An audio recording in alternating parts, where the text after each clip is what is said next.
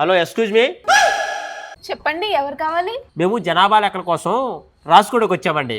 అవునా? అవునండి. కూర్చోండి కుర్చీలో. అయ్యో పర్లేదండి, పర్లేదు. అయ్యో కూర్చోండి. పర్వాలేదండి. మీ ఇంట్లో ఎవరెవరు ఉన్నారో చెప్తే రాసుకుంటానండి. మా ఇంట్లోనా 4 అక్కలు, 3 చెల్లెలు, 2 తమ్ముళ్ళు, నేను, ఇంకా మా అమ్మ నాన్న. అవునా? అవునండి. మీరు కూర్చోండి. పర్లేదండి. కూర్చోండి. పర్వాలేదులేండి.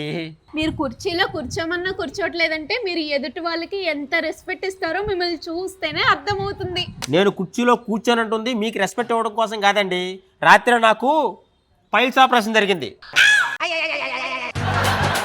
సరే, నా పైల్స్ పైన పక్కన పెట్టండి. మీ ఇంట్లో వాళ్ళు ఎవరెవరు ఏమేమి చేస్తారని చెప్పండి, రాసుకుంటా. మా 4 అక్కలు అమెరికాలో జాబ్ చేస్తారండి. మా 3 చెల్లెలు ఇండియాలో జాబ్ చేస్తారు. మా 2 తమ్ముళ్ళు ఇన్స్టాగ్రామ్ లో రీల్స్ చేస్తారు. ఇక నా విషయంకి వస్తే నేను ఖాళీ. ఇంకా మా అమ్మ నాన్న విషయంకి వస్తే మీ అమ్మా నాన్న చాలా బిజీగా ఉంటారు. అవునండి. మీకెలా తెలుసు? ఒక్కింట్లో 4 అక్కలు, 3 చెల్లెళ్ళు, 2 తమ్ముళ్ళు, మొత్తం నీతో కలిపి 10 మంది ఒక ఇంట్లో ఉంటారంటే మీ అమ్మా నాన్న బిజీగా లేకుండా ఖాళీగా ఎందుకు ఉంటారండి?